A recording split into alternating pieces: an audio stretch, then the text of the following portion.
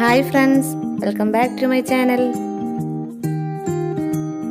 ഇന്ന് ഞാൻ വന്നിട്ടുള്ളത് വളരെ ടേസ്റ്റി ആയിട്ടുള്ളൊരു വാഞ്ചോ കേക്കിൻ്റെ റെസിപ്പിയുമായിട്ടാണ്. നമുക്കതെങ്ങനെ ഈസി ആയിട്ട് തയ്യാറാക്കിയെടുക്കാമെന്ന് നോക്കാം. വാനില കേക്കിൻ്റെയും ചോക്ലേറ്റ് കേക്കിൻ്റെയും ഒരു ഫ്ലേവറാണ് നമുക്ക് ഈ കേക്കിന് വരുന്നത്. അപ്പോൾ നമുക്ക് 2 സ്പോഞ്ച് ഇതിന് വേണ്ടിയിട്ട് റെഡിയാക്കി എടുക്കണം, വാനില സ്പോഞ്ചും ചോക്ലേറ്റ് സ്പോഞ്ചും. അപ്പോൾ നമുക്ക് ആദ്യം വാനില സ്പോഞ്ച് എങ്ങനെ തയ്യാറാക്കിയെടുക്കാമെന്ന് നോക്കാം. നമുക്ക് ആദ്യം ഡ്രൈ ഇൻഗ്രീഡിയൻസ് റെഡിയാക്കാം. അതിനുവേണ്ടി ഒരു ബൗളിന് മുകളിൽ ഇതുപോലെ ഒരു അരിപ്പ വെച്ച് കൊടുക്കാം. എന്നിട്ട് അതിലേക്ക് 1/2 കപ്പ് മൈദയാണ് ചേർത്ത് കൊടുത്തിട്ടുള്ളത്. ഇനി ഇതിലേക്ക് 1/2 ടീസ്പൂൺ ബേക്കിംഗ് പൗഡറും ഒരു 1/4 ടീസ്പൂണിൻ്റെ പകുതിയോളം ബേക്കിംഗ് സോഡയും ചേർത്ത് കൊടുക്കണം. നന്നായിട്ടൊന്ന് മിക്സ് ചെയ്തെടുക്കാം. എന്നിട്ട് ഇത് 2-3 തവണ നല്ലപോലെ തരിച്ചെടുക്കാം. അപ്പോൾ തരിച്ചെടുത്തിട്ടുണ്ട്. ഇനി ഇതൊന്ന് മാറ്റി വെക്കാം. ഇനി നമുക്ക് കേക്ക് ടിന്നാണ് റെഡിയാക്കി എടുക്കേണ്ടത്. അതിനുവേണ്ടി 8 ഇഞ്ചിൻ്റെ കേക്ക് ടിന്നാണ് ഞാനിവിടെ എടുത്തിട്ടുള്ളത്. അതിലേക്ക് ബട്ടർ പേപ്പർ വെച്ച് കൊടുത്തിട്ട് ഒന്ന് ഓയിൽ തടവി കൊടുക്കാം. ഇനി ഇതൊന്ന് മാറ്റി വെക്കാം. ഇനി ഇതുപോലൊരു ബൗൾ എടുത്തിട്ട് ഇതിലേക്ക് 2 കോഴിമുട്ടയാണ് ചേർത്ത് കൊടുക്കുന്നത്. അതുപോലെ തന്നെ 1/2 ടീസ്പൂണോളം വാനില എസൻസും കൂടെ ചേർത്ത് കൊടുക്കുന്നുണ്ട്. ഇനി നമുക്കിതൊന്ന് നന്നായിട്ട് ബീറ്റ് ചെയ്തെടുക്കണം. ഒരു 5 മിനിറ്റോളം ഹൈ സ്പീഡിലിട്ടിട്ട് നല്ലപോലെ ബീറ്റ് ചെയ്തെടുക്കണം.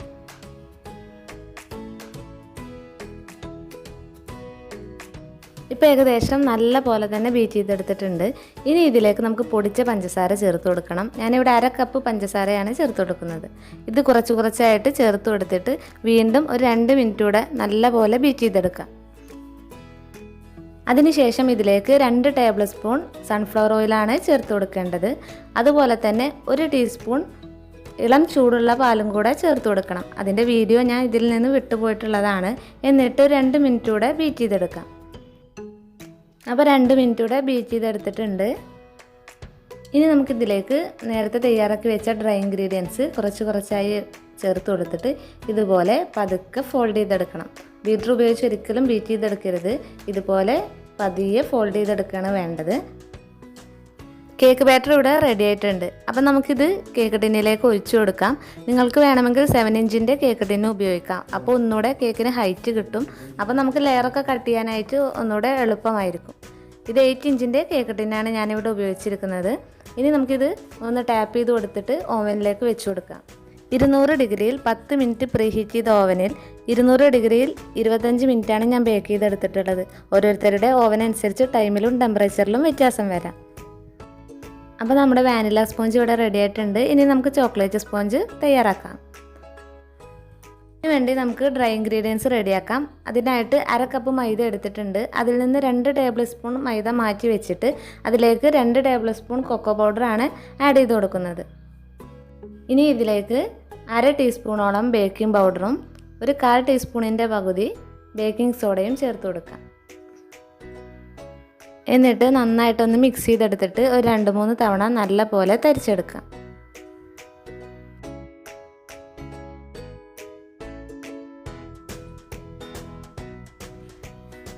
ഇനി ഒരു ബൗളിലേക്ക് 2 കോഴിമുട്ട ചേർത്ത് കൊടുക്കാം. ഒരു 1/2 ടീസ്പൂൺ വാനില എസൻസും ചേർത്ത് കൊടുത്തിട്ട് നല്ല പോലെ ബീറ്റ് ചെയ്തെടുക്കാം. ഇനി ബാക്കി എല്ലാ പ്രൊസീജിയറും നമ്മൾ വാനില സ്പോഞ്ച് തയ്യാറാക്കി അതുപോലെ തന്നെയാണ്. അതിൽ യാതൊരു വ്യത്യാസവും ഇല്ല. ഇതിൽ കൊക്കോ പൗഡർ ആഡ് ചെയ്യുന്നുണ്ട് എന്നുള്ളതല്ലാതെ വേറൊരു വ്യത്യാസവും ഇതിനില്ല.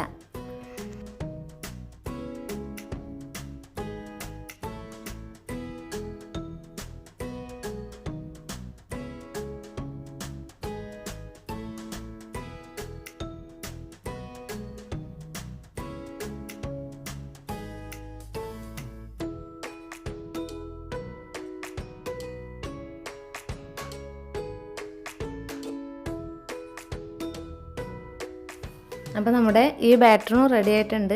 ഇനി നമുക്കിത് കേക്ക് ടിന്നിലേക്ക് ഒഴിച്ചു കൊടുക്കാം. നേരത്തെ ബേക്ക് ചെയ്തെടുത്ത പോലെ തന്നെയാണ് ഇതും ചെയ്തെടുക്കുന്നത്. ഒന്ന് ടാപ്പ് ചെയ്ത് കൊടുത്തിട്ട് നമുക്ക് ഓവനിലേക്ക് വെച്ച് കൊടുക്കാം.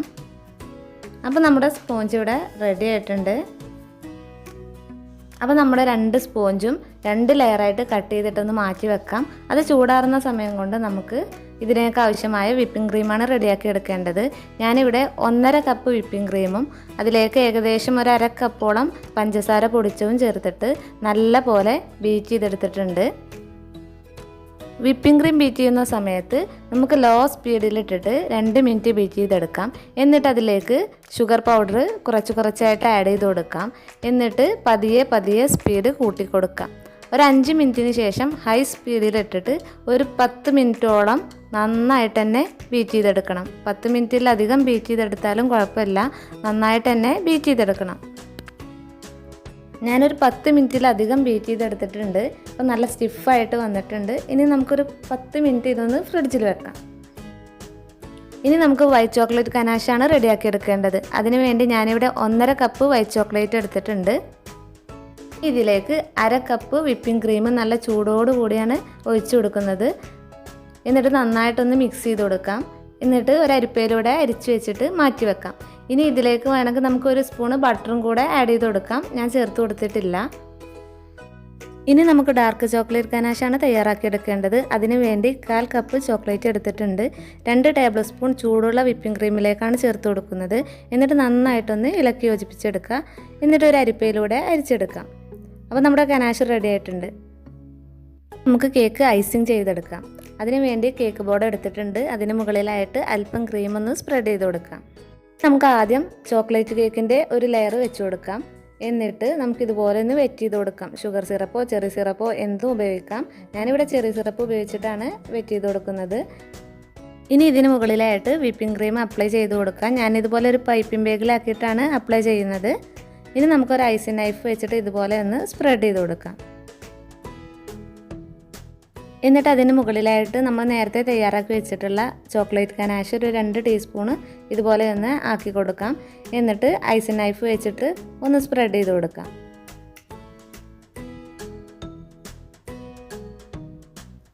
എന്നിട്ട് അതിന് മുകളിലായിട്ട് അല്പം ഡാർക്ക് ചോക്ലേറ്റ് ഗ്രേറ്റ് ചെയ്തെടുത്തത് ചേർത്ത് കൊടുക്കാം.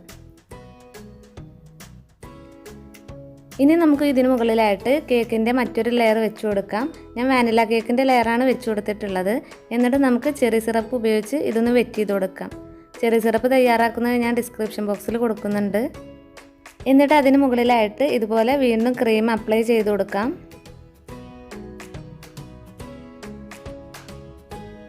ഇനി നമുക്കതിന് മുകളിലായിട്ട് കുറച്ച് വൈറ്റ് ചോക്ലേറ്റ് ഗനാഷാണ് ചേർത്ത് കൊടുക്കുന്നത്. ഒരു 2 ടീസ്പൂണോളം വൈറ്റ് ചോക്ലേറ്റ് ഗനാഷ് ചേർത്ത് കൊടുക്കാം.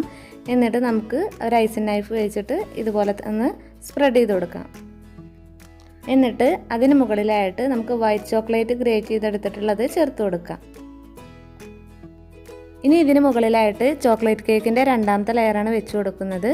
ഇനി നേരത്തെ പോലെ തന്നെ എല്ലാം ചെയ്തെടുക്കാം.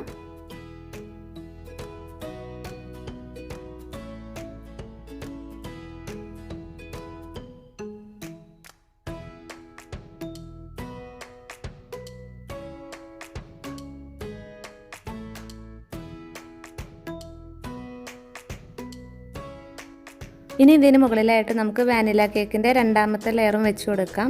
ഇനി നമുക്ക് എല്ലാ സൈഡിലും ക്രീം വെച്ചിട്ടൊന്ന് കവർ ചെയ്തെടുക്കാം. ഇപ്പോൾ ഏകദേശം എല്ലാ സൈഡും ഫിനിഷാക്കി എടുത്തിട്ടുണ്ട്. ഇനി നമുക്ക് ഇതൊരു അരമണിക്കൂറോളം ഫ്രിഡ്ജിൽ വെച്ചിട്ട് നന്നായിട്ടൊന്ന് തണുപ്പിച്ചെടുക്കാം. അരമണിക്കൂറിന് ശേഷം കേക്ക് പുറത്തെടുത്തിട്ടുണ്ട്. ഇനി ഇതിൻ്റെ സൈഡിലൊക്കെ ഇതുപോലെ ബട്ടർ പേപ്പർ വെച്ച് കൊടുക്കണം. ഇങ്ങനെ വെക്കുന്നത് എന്തിനാണെന്ന് വെച്ചാൽ നമ്മൾ ഗനാഷ് മുകളിലൂടെ ഒഴിക്കുമ്പോൾ അതിൻ്റെ സൈഡിലൂടെ ഒലിച്ചിറങ്ങി കേക്ക് ബോർഡൊക്കെ വൃത്തികേടാവാതിരിക്കാൻ വേണ്ടിയിട്ടാണ്. ആദ്യം നമ്മൾ വൈറ്റ് ചോക്ലേറ്റ് ഗനാഷാണ് ഒഴിച്ചു കൊടുക്കുന്നത്. അതിനുവേണ്ടി ഗനാഷ് നമ്മളൊരു പൈപ്പിംഗ് ബാഗിലാക്കിയിട്ട് ഇതുപോലെ എല്ലാ ഭാഗത്തും സ്പ്രെഡ് ചെയ്ത് കൊടുക്കാം. ചെറിയൊരു ചൂടോട് കൂടിയിട്ട് വേണം ഗനാഷ് ഒഴിച്ചു കൊടുക്കാനായിട്ട്. പിന്നെ ഈ ഗനാഷ് ഒഴിച്ചു കൊടുക്കുന്ന സമയത്ത് ഇതിങ്ങനെ ഒലിച്ചിറങ്ങി താഴോട്ട് വരും. അപ്പോൾ അതൊന്നും വേസ്റ്റായി പോകാതിരിക്കാൻ വേണ്ടിയിട്ട് നമ്മുടെ കേക്ക് വലിയൊരു പാത്രത്തിലായിട്ടാണ് ഞാൻ വെച്ച് കൊടുത്തിട്ടുള്ളത്. ഇനി ഇതിന് മുകളിലായിട്ട് ഇതുപോലൊരു ഷേപ്പ് വെച്ച് കൊടുക്കുന്നുണ്ട്. അതെന്തിനാണെന്ന് വെച്ചാൽ നമുക്ക് പേര് എഴുതാനായിട്ടുള്ള സ്പേസാണ്. അപ്പോൾ ഇന്ന് നമുക്ക് ബാക്കിയുള്ള ഭാഗത്ത് ഇതുപോലെ ചോക്ലേറ്റ് ഗനാഷ് കൊണ്ട് ലൈൻ ഇട്ട് കൊടുക്കാം.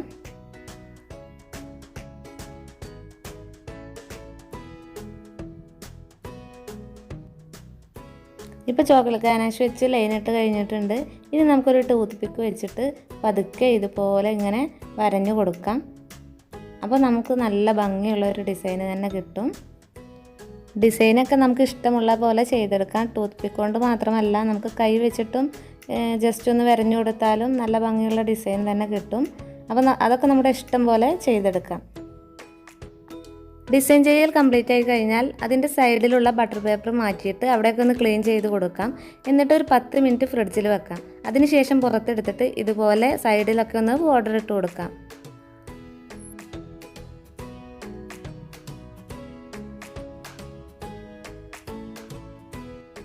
ഇനി ഇതിന് മുകളിൽ വെച്ചിട്ടുള്ള ഈ ഷേപ്പ് ഒന്ന് മാറ്റി കൊടുക്കാം. എന്നിട്ട് അതേ ഷേപ്പിൽ നമുക്കൊന്ന് ക്രീം വെച്ചിട്ട് ബോർഡർ കൊടുക്കാം.